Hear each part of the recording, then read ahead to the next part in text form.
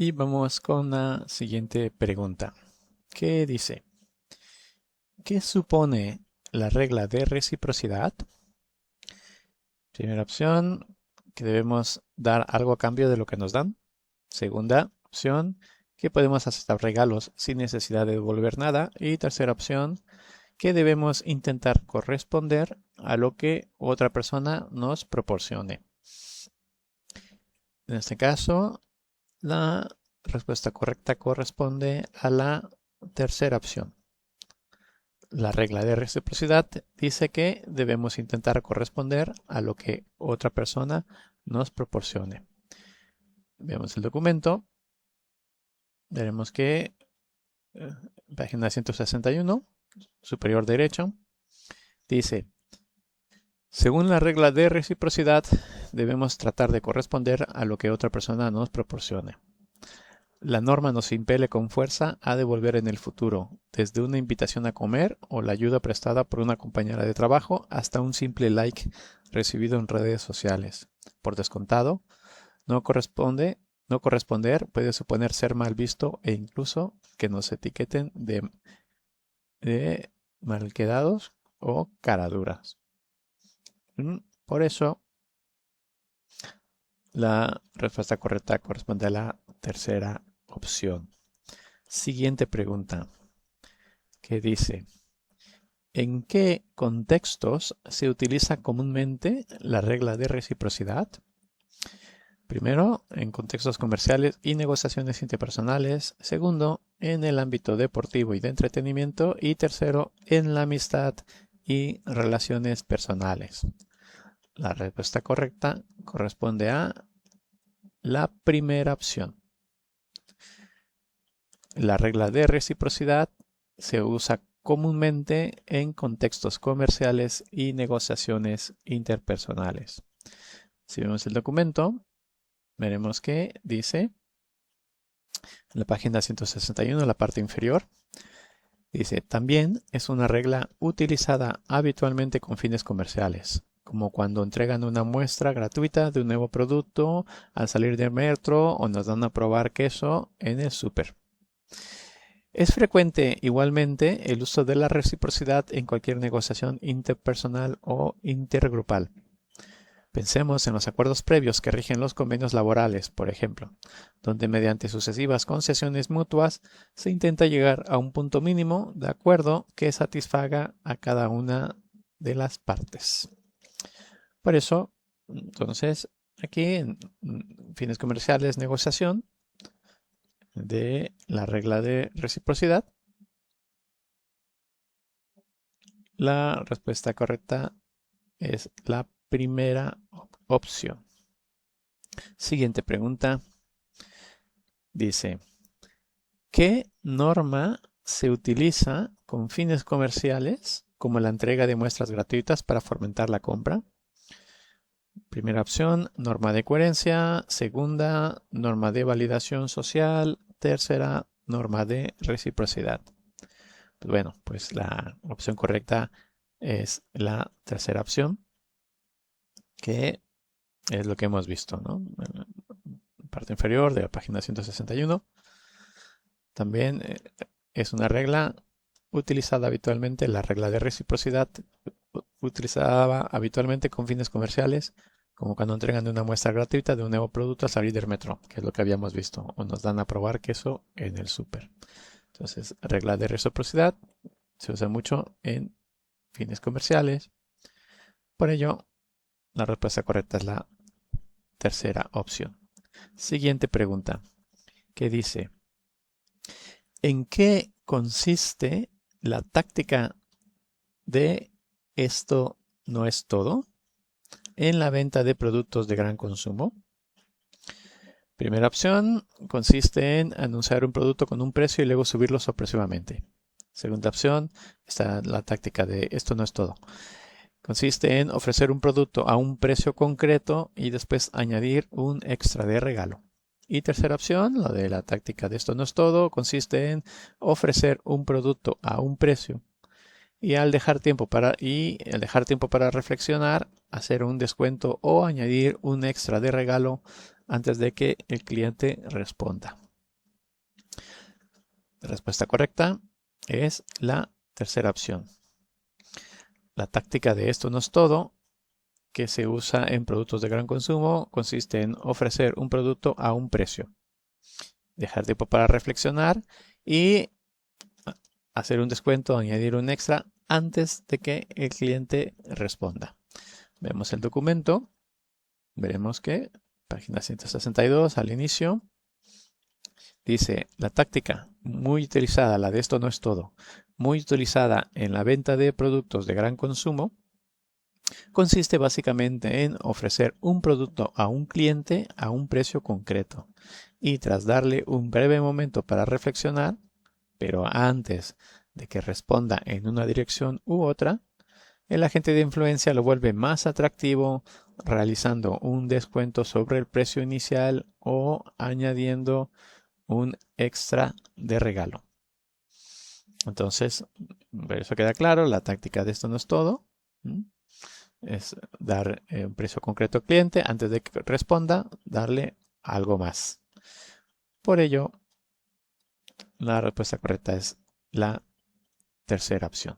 Siguiente pregunta, que dice: al aplicar la táctica del portazo en la cara, ¿qué aspecto resulta relevante si deseamos garantizar un buen resultado?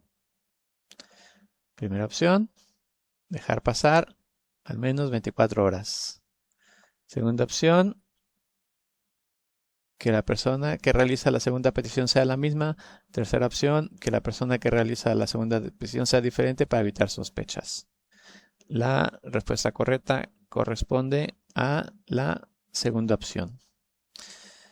Cuando se aplica la táctica del portazo en la cara, hay un aspecto relevante para garantizar un buen resultado, que es que la persona que realiza la segunda petición sea la misma. Si vemos el documento, podemos ver en la página 162, la parte en el segmento final, cuarto segmento, dice: la persona que realiza la segunda petición debe ser la misma que realizó la primera, ya que en caso contrario no se experimentaría la presión por corresponder. Entonces, por eso vemos, portazo en la cara, debe ser la misma persona quien haga la segunda petición. Y por ello es que la opción correcta es la segunda. Siguiente pregunta, que dice: ¿qué factor maximiza las tasas de aceptación en el caso de los descuentos según el metaanálisis llevado a cabo por Lee y otros? El factor que maximiza tasas de aceptación. Primero, la rapidez con la que se ofrece el descuento. Segundo, la explicación dada por el vendedor sobre la bajada de precio. Y tercero, la cantidad de productos en oferta. La respuesta correcta es la segunda opción. De manera tal que si se tiene una explicación de por qué hay una bajada de precios, entonces se maximiza la tasa de aceptación en la táctica de esto no es todo. Esto de acuerdo al metaanálisis llevado por Lee y otros. Si vemos el documento, vemos ahí en la página 162, en el cuarto segmento, dice de la táctica esto no es todo, dice: otro factor que maximiza las tasas de aceptación en el caso de los descuentos es que el vendedor añada una explicación o justificación de la bajada de precio. Por ejemplo, cuando preguntamos por el precio de un colchón en una tienda y el comercial, al darnos la cifra, nos indica que existe un descuento del 20% por finalización de la campaña de invierno, o porque se dejan de fabricar, aunque son colchones de calidad superior, uno de los mejores de nuestra marca. Por ello, aquí vemos, entonces, cuando hay la explicación o justificación, se maximiza tasa de aceptación en táctica de esto no es todo. Y por ello la respuesta correcta es la segunda opción. Siguiente pregunta, que dice: ¿qué factor maximiza las tasas de aceptación en el caso de los descuentos según el estudio de Lee y otros? Primera opción, la explicación de la bajada de precio por parte del vendedor. Segunda opción, el momento del día en que se ofrece el descuento. Tercera opción, el número de descuentos aplicados. Pues ya queda claro. En este caso, la respuesta correcta es la primera opción. Es justo lo que acabamos de ver. Si hay explicación, se maximiza tasas de aceptación. De hecho, aquí en la pregunta no dicen que es la táctica de esto no es todo, pero es la que es. Que es lo que corresponde. Si se ve el documento, página 162, cuarta sección. Entonces, por ello, la correcta es la primera opción. Siguiente pregunta.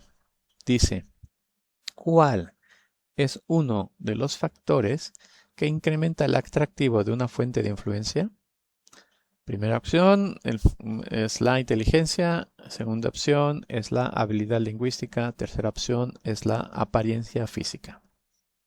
Respuesta correcta es la tercera. La apariencia física es uno de los factores que incrementa el atractivo de una fuente de influencia. Vemos el documento en la página 163, en el primer cuarto. Dice, la mera evaluación de una persona como atractiva a nuestros ojos puede volverla más persuasiva. Según Cialdini, el atractivo físico crea un efecto halo que facilita la asignación de rasgos como la inteligencia, amabilidad o la honradez, y a esta conclusión llegamos sin siquiera ser conscientes. Por ello, si persona atractiva es más persuasiva. Eso es para la fuente de influencia. Por ello, la respuesta correcta es la tercera opción. Siguiente pregunta dice, ¿qué efecto puede establecer el hilo de conexión entre dos partes? Primera opción es el efecto halo. Segunda opción, efecto de semejanza. Tercera opción, efecto de elogios. La respuesta correcta corresponde a la segunda opción. El efecto de semejanza puede establecer un hilo de conexión entre dos partes. Si vemos el documento, veremos que dice en la página 163, el segundo segmento de 4, dice, un segundo factor relevante es la semejanza. Aquellas personas con actitudes afines a las nuestras, que vemos similares o que pertenecen al mismo grupo social, suelen caernos bien. Por lo tanto, es más factible que nos influyan. Escuchar que alguien nos dice, en eso coincidimos, o a mí también me encantó esa serie, establece un hilo de conexión entre las dos partes. Hay una nota. Factores que incrementan el atractivo de una fuente de influencia son principalmente 5. Atractivo físico, semejanza, elogios, familiaridad y asociación. Entonces, por ello, en semejanza, establece un hilo de conexión entre las dos partes. Por ello, la respuesta correcta es la segunda opción. Siguiente pregunta, ¿qué dice? ¿Qué sostiene Cialdini sobre la deferencia irreflexiva hacia las autoridades? Primera opción, es un mecanismo aprendido durante el proceso de socialización. Segunda opción, es innata en los seres humanos, ¿no? Diferencia reflexiva hacia autoridades. Tercera opción, es un rasgo de personalidad. La respuesta correcta en este caso es la primera opción. Cialdini dice, respecto a la deferencia reflexiva hacia las autoridades, que es un mecanismo aprendido durante el proceso de socialización.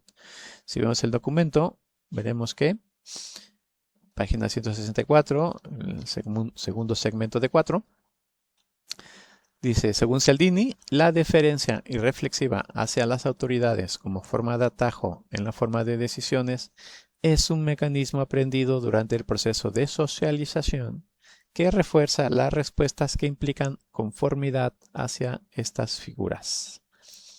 Por ello,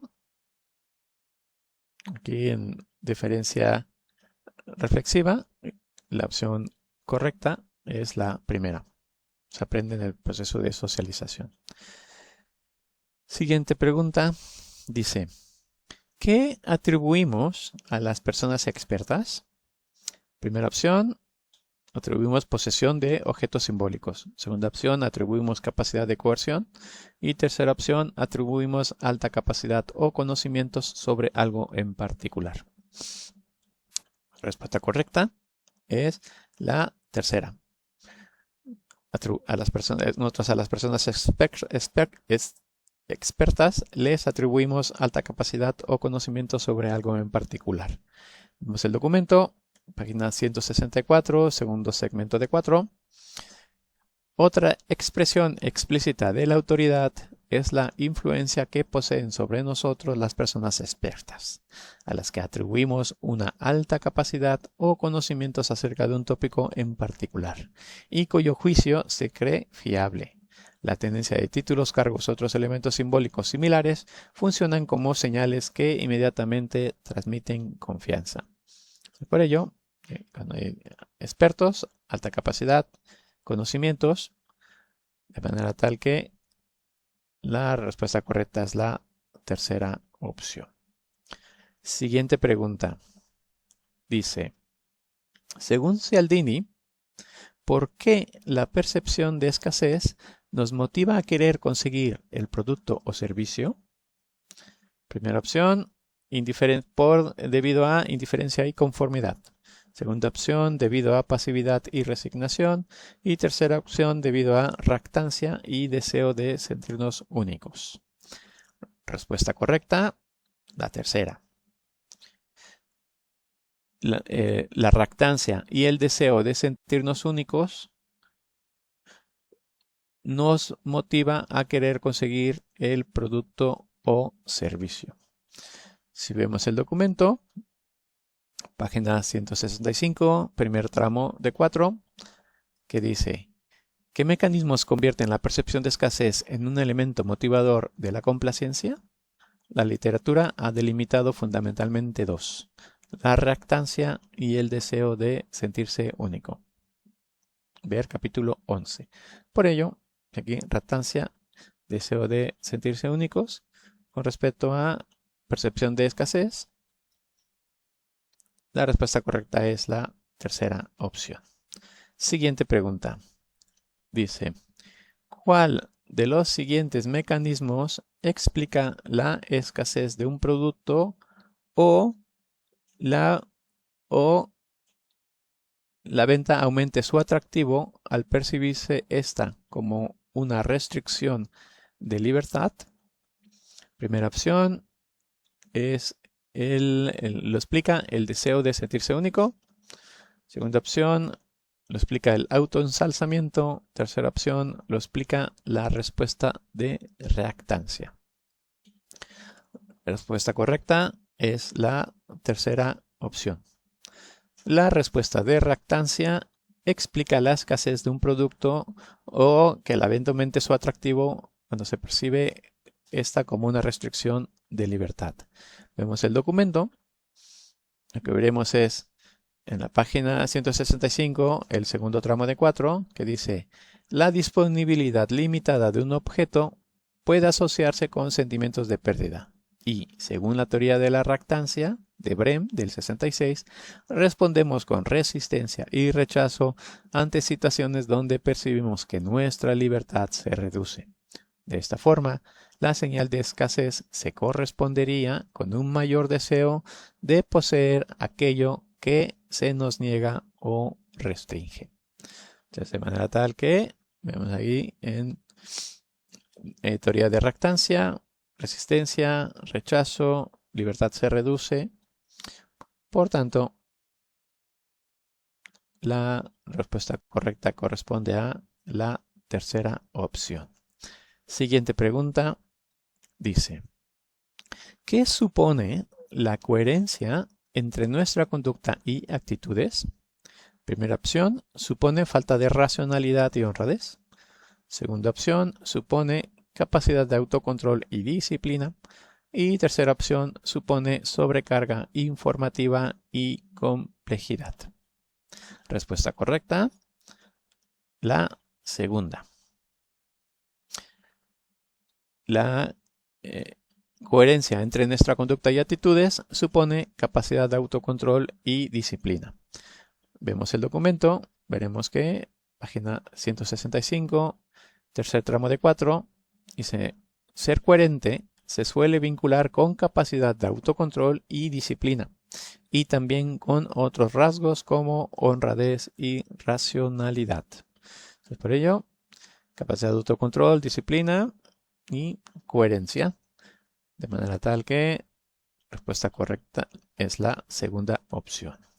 Siguiente pregunta dice, ¿qué buscan las tácticas que se derivan del principio de coherencia?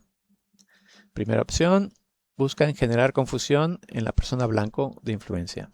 Segunda opción, buscan hacer que la persona asuma un control inicial para realizar una solicitud posterior coherente con ese compromiso.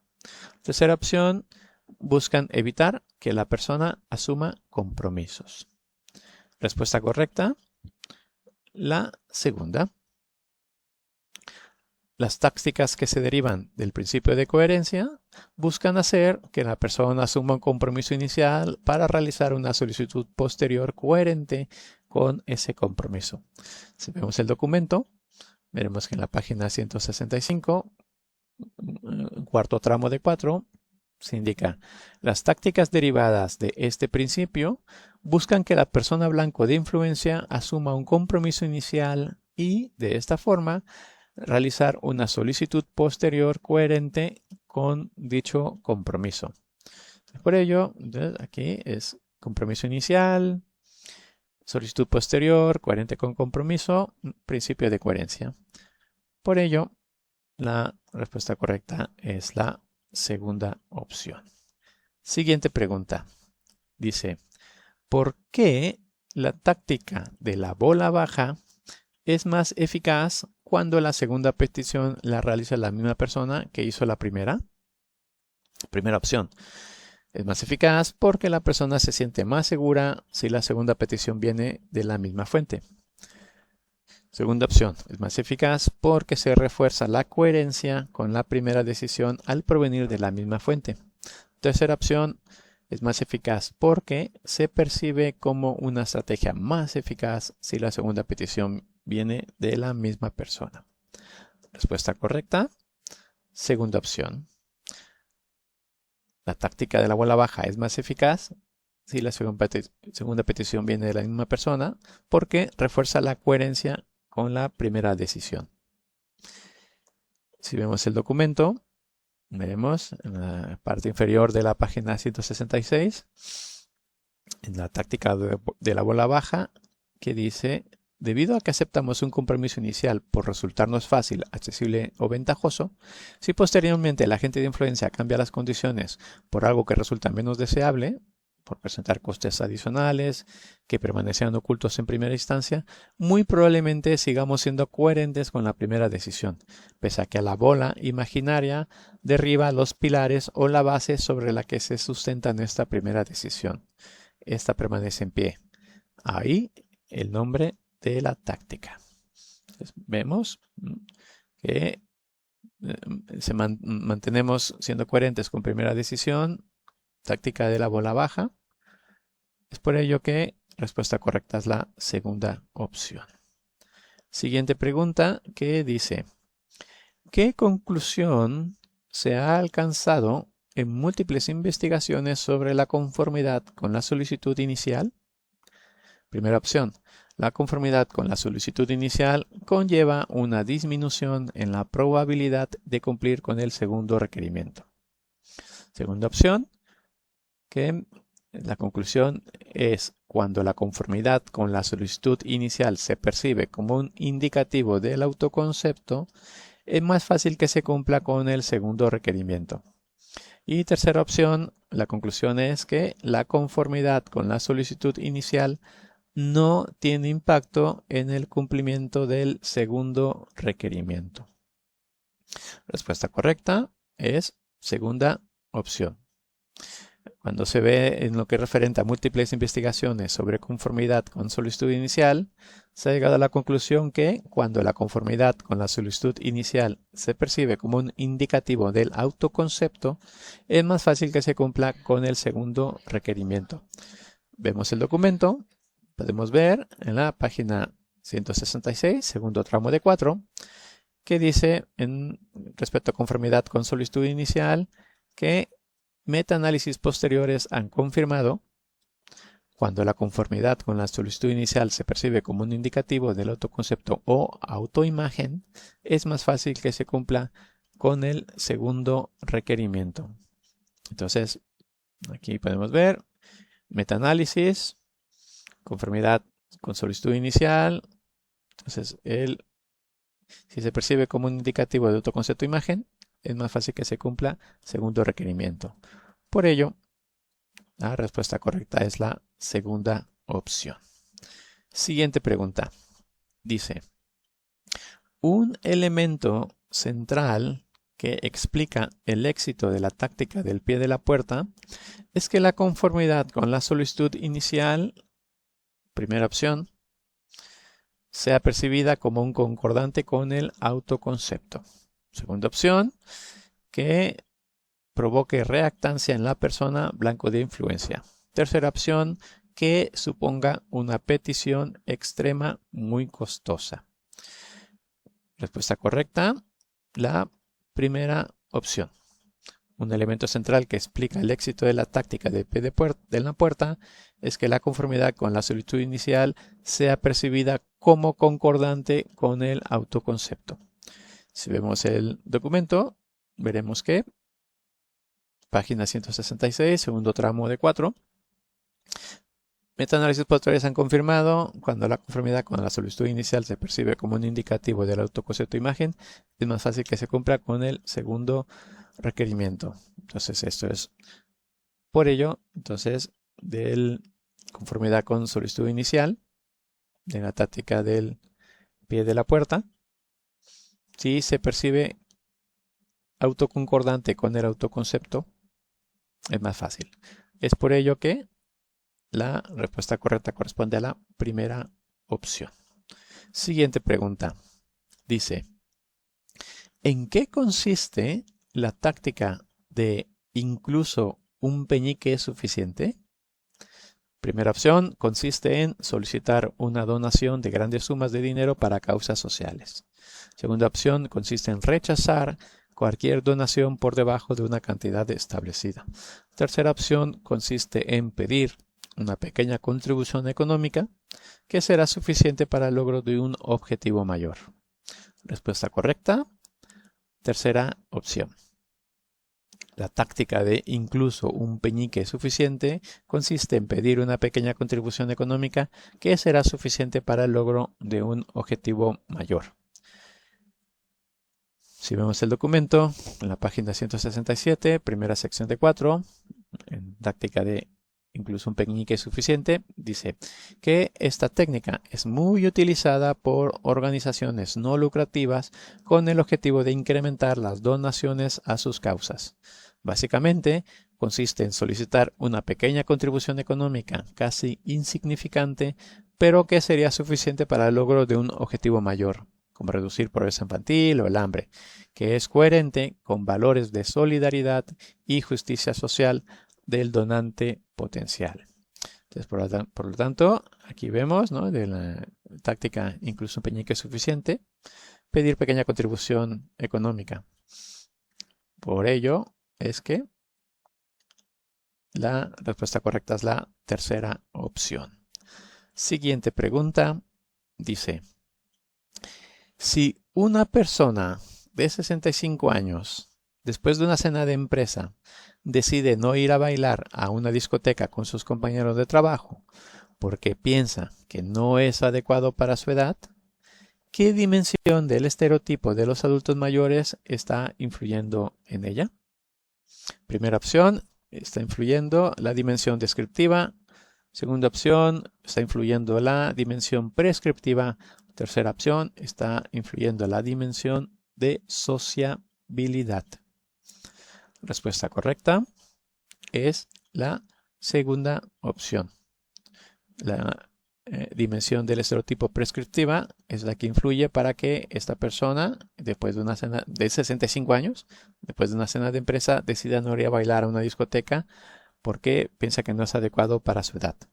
Vemos el documento y veremos que en la página 167, el tercer tramo de 4, dice, en lo que respecta a validación social, la norma prescriptiva, también llamada inducida, inductiva o imperativa, establece el comportamiento esperado, es decir, aquel que se considera adecuado o correcto en una situación dada y un contexto determinado.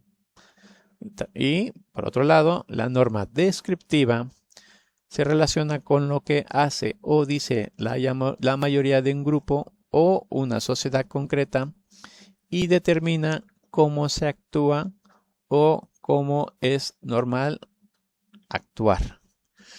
Entonces aquí, en este caso, la prescriptiva es la que corresponde al comportamiento esperado para una situación y contexto determinado. Entonces, por eso no sería descriptiva, ¿no? Descriptiva es lo que hace la mayoría de un grupo. Entonces aquí es prescriptiva que no es adecuado para la persona debido a su edad, ¿no? Si toda la gente de 65 años fuese a la discoteca, entonces sí sería descriptiva. Pero en este caso no.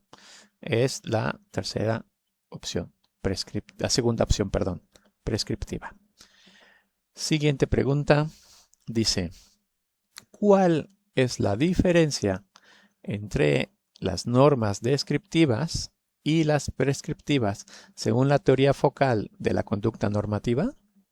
Primera opción, las normas descriptivas determinan cómo debemos actuar, mientras que las prescriptivas se relacionan con lo que hace o dice la mayoría de un grupo o una sociedad. Segunda opción, dice, no hay diferencia entre ambas normas. Tercera opción, las normas descriptivas se relacionan con lo que se hace o dice la mayoría de un grupo o una sociedad, mientras que las prescriptivas se refieren al comportamiento esperado en una situación y un contexto determinados. Entonces, aquí están intercambiados, ¿no? Ese clásico pregunta de cosas intercambiadas y neutro. Respuesta correcta en este caso es la tercera opción. Entonces aquí, pues simplemente viendo el documento, pues página tercer tramo de 4 de la página 167, norma descriptiva se relaciona con lo que hace o dice la mayoría de un grupo o una sociedad concreta. Determina cómo se actúa o cómo es normal actuar. Norma prescriptiva, también llamada inductiva o imperativa, establece el comportamiento esperado, aquel que se considera adecuado o correcto en una situación dada y un contexto determinado. Entonces, por ello, descriptivo, lo que hace la mayoría. Prescriptivo, lo que es esperado para una situación dada y contexto. Es por ello que la respuesta correcta corresponde a la tercera opción. Siguiente pregunta. Dice, parece que una minoría creciente de jóvenes no está dispuesta a aceptar jornadas laborales extenuantes por el mero hecho de tratarse de su primer trabajo. ¿A qué tipo de norma social nos referimos? Primera opción, a la norma prescriptiva. Segunda opción, a la norma dinámica. Tercera opción, a la norma descriptiva. Respuesta correcta es la segunda opción. La norma dinámica es la que refiere a la que parece que una minoría creciente de jóvenes no está dispuesta a aceptar jornadas laborales extenuantes solo porque es su primer trabajo. Si vemos el documento, veremos que dice que en la página 168, el tramo final, dice, un aspecto que se ha incorporado recientemente al estudio de las normas sociales es su carácter dinámico. Algunos jóvenes parece que pasan de las redes sociales y abogan por desconectarse del teléfono móvil. Son una minoría, pero parece que las cosas empiezan a cambiar y esta opción cada vez gana más adeptos.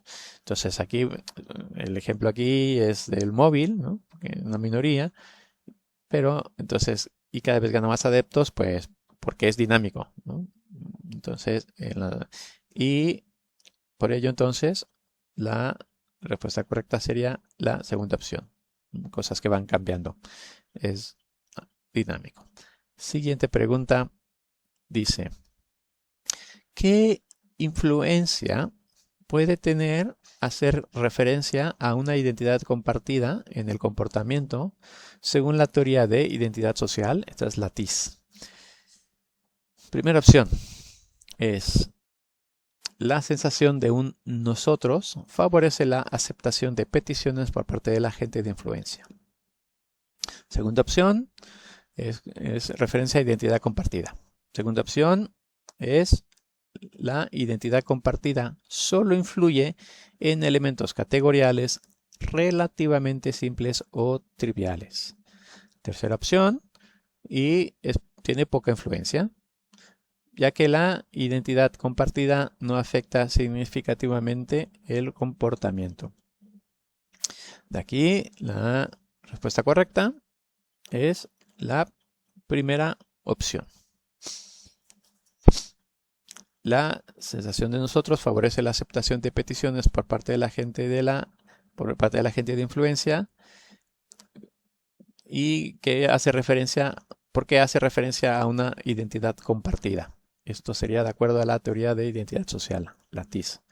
Si vemos el documento, veríamos que en la página 169, segundo tramo de 4, dice, tal y como describe la teoría de la identidad social, experimentar la sensación de un nosotros, que es unidad, favorecería la aceptación de peticiones por parte del agente de influencia, al igual que la percepción de estar o actuar juntos, ambos motores del activismo. Por ello aquí, sensación de nosotros favorece peticiones por parte de agente de influencia, teoría de identidad social, TIS. Es por eso que respuesta correcta es la primera opción. Siguiente pregunta. Dice, ¿cómo se relaciona el principio de unidad con el de simpatía y con el de validación social? Primera opción, principio de unidad no tiene relación con simpatía ni con validación social. Segunda opción, el principio de unidad está relacionado con simpatía, con el de simpatía, pero no tiene relación con el de validación social. Tercera opción, principio de unidad está íntimamente relacionado con ambos principios. Respuesta correcta es la tercera opción. Si hablamos acerca de la relación que hay entre el principio de unidad con principio de simpatía y principio de validación social, el principio de unidad está íntimamente relacionado tanto con el de simpatía como con el de validación social. Si vemos el documento, vemos que en la página 169, en tercer tramo de 4, dice que el principio de unidad está íntimamente relacionado con el de simpatía. Nos resultan más agradables las personas que categorizamos como miembros de nuestro grupo y, especialmente, con el de validación social, ya que lo que hacen o aprueban aquellos con los que nos identificamos resulta especialmente persuasivo debido al vínculo emocional que mantenemos con el grupo. Entonces, por ello, aquí, principio de unidad, íntimamente ligado con el de simpatía y también, de hecho, dice especialmente con el de validación social. Por ello, es que la respuesta correcta es la tercera opción. Siguiente pregunta, ¿qué dice? ¿Desde qué ópticas se puede abordar la resistencia a la persuasión? Primera opción, ópticas en las que se puede abordar es estudiando cómo aumentar la resistencia cognitiva ante intentos malintencionados y tóxicos, y estudiando los factores que podrían disminuir la resistencia a la persuasión. Segunda opción se puede abordar considerando por qué y cómo los demás resisten los esfuerzos persuasivos y estudiando cómo incrementar la resistencia cognitiva a la persuasión ante intentos malintencionados. La tercera opción se puede abordar abordando la resistencia a la persuasión desde la perspectiva del bienestar colectivo y desde la óptica de que la resistencia a la persuasión se relaciona con el autoconcepto. Respuesta correcta, la segunda opción. La resistencia a la persuasión se puede abordar desde una óptica de considerar por qué y cómo los demás resisten los esfuerzos persuasivos y estudiando cómo incrementar la resistencia cognitiva a la persuasión ante intentos malintencionados. Vemos el documento, veremos que en la página 170, en la parte inferior, en el tema de resistencia a la persuasión, dice, podemos abordarla, la resistencia, desde dos ópticas diferentes. La primera implica considerar por qué y cómo las personas resisten los esfuerzos persuasivos, junto con los factores que podrían disminuir esta resistencia. La segunda óptica estudia la forma de incrementar la resistencia cognitiva a la persuasión ante intentos malintencionados o tóxicos. Entonces, por ello, lo que es resistencia a la persuasión, dos ópticas. Primera, por qué y cómo las personas resisten esfuerzos persuasivos. Segunda, forma de incrementar resistencia cognitiva a persuasión cuando hay intentos malintencionados. Es por ello que la respuesta correcta corresponde a la segunda opción. Siguiente pregunta. ¿Qué dice? Según Albarracín y Karan, ¿cuáles son los tres tipos de motivos que subyacen a la persuasión? Primera opción, motivos de precisión, motivos defensivos y motivos sociales. Segunda opción, motivos emocionales, motivos cognitivos y motivos conductuales. Tercera opción, motivos personales, motivos públicos y motivos profesionales. Respuesta correcta es la primera opción. Los tres tipos de motivos que subyacen a la persuasión, según Albarracín y Karan, son motivos de precisión, motivos defensivos y motivos sociales. Si vemos el documento, veremos que en la parte inferior de la página 170 nos indican que en motivaciones de resistencia a la persuasión, dice Albarracín y Karan, en 2022, indican que las mismas razones que subyayen a la persuasión explican también la resistencia a los intentos persuasivos, pudiendo distinguirse tres clases de motivos: motivos de precisión, motivos defensivos y motivos sociales. Por ello, entonces aquí tenemos la de persuasión, Albarracín y Karan, precisión, defensivos, sociales. Es por ello que la respuesta correcta es la primera opción. Siguiente pregunta, que dice: ¿cuál es la velocidad de propagación de la desinformación en las redes? Primera opción, hasta 3 veces más rápidamente que el contenido verídico. Segunda opción, hasta una semana. Y tercera opción, hasta 6 veces más rápidamente que el contenido verídico. Respuesta correcta es la tercera opción. La desinformación en las redes se propaga hasta 6 veces más rápidamente que el contenido verídico. Vemos el documento, veremos que en la página 172, en el primer tramo, dice: con desinformación nos referimos a información falsa o errónea, intencionalmente extendida con el objetivo de dañar o engañar, remarcando su carácter de difusión deliberada. Una propagación de falsedades que en las redes es hasta 6 veces más rápida que el contenido verídico. Es por ello que, entonces aquí vemos, ¿no?, es propagación de falsedades hasta 6 veces más rápido que el contenido verídico. Por ello, respuesta correcta es la tercera opción.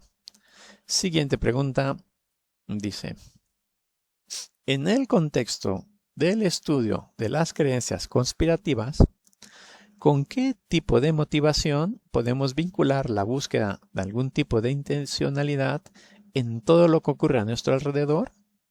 En lugar de considerarlo el resultado de causas naturales o el azar, primera opción es tipo de motivación social. Segunda opción, tipo de motivación epistémica. Tercera opción, tipo de motivación existencial. Respuesta correcta es tipo de motivación epistémico. Ese es con el cual podemos vincular la búsqueda de algún tipo de intencionalidad en todo lo que ocurre a nuestro alrededor, en vez de considerarlo resultado de causas naturales o azar.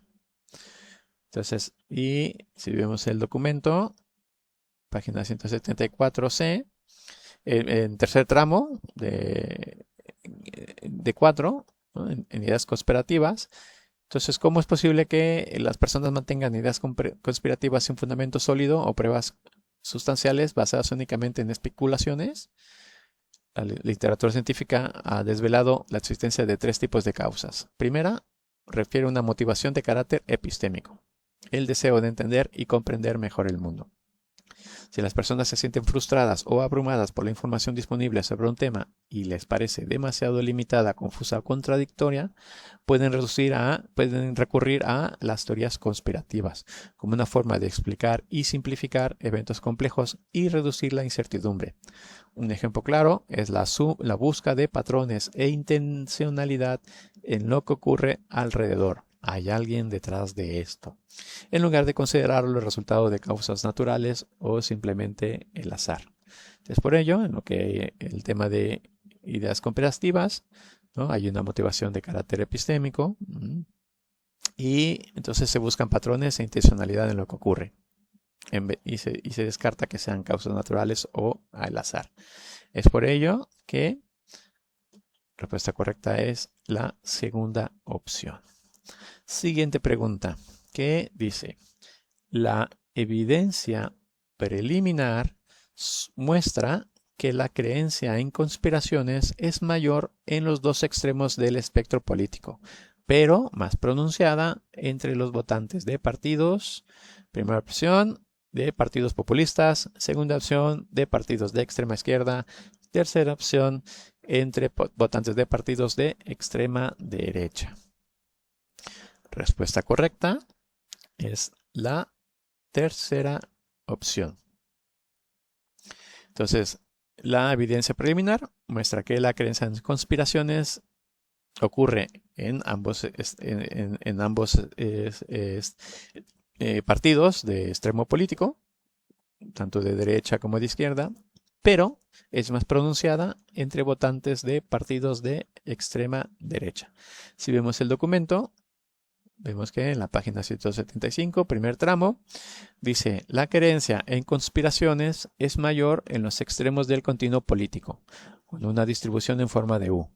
Si bien la conspiranoia es especialmente pronunciada entre quienes apoyan a la extrema derecha. Por ello, entonces aquí, especialmente pronunciado en extrema derecha. Es por ello que la respuesta correcta es la tercera opción. Siguiente pregunta. Dice, enseñar a identificar los trucos que se utilizan habitualmente con fines manipulatorios en la difusión de bulos es un elemento propio. Primera opción, es propio del prebunking. Segunda opción, es propio de la refutación reactiva. Tercera opción, es propio del debunking. O sea, por un lado es prebunking y por otro lado es debunking. Respuesta correcta es la primera opción.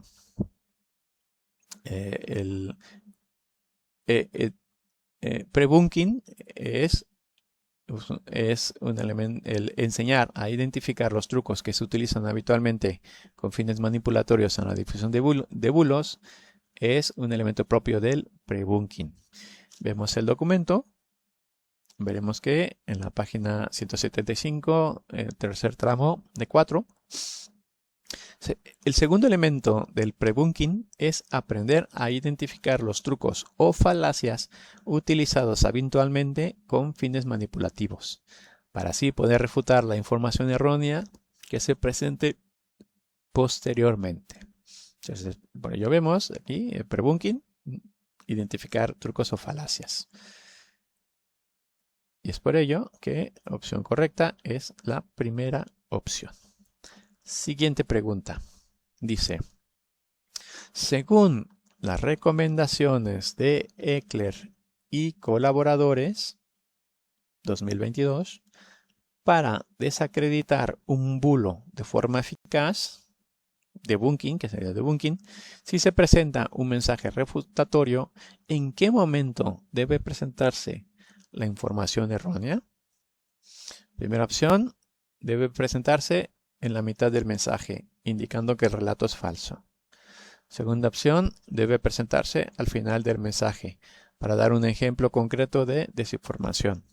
Tercera opción, debe presentarse al comienzo del mensaje refutatorio, siempre precedida por una advertencia. Respuesta correcta es la tercera opción. De acuerdo con Eckler y colaboradores, una de las recomendaciones es presentar un mensaje refutatorio al comienzo del mensaje, siempre precedido por una advertencia. Si vemos el documento, en la página 176, en el primer segmento, dice: la información de carácter erróneo debe presentarse al comienzo del mensaje refutatorio, pero siempre precedida por una advertencia. Y concluir dicho mensaje enfatizando la información precisa para reforzar la corrección. Por ello, aquí, principio de mensaje precedido por advertencia es debunking y la opción correcta sería la tercera opción.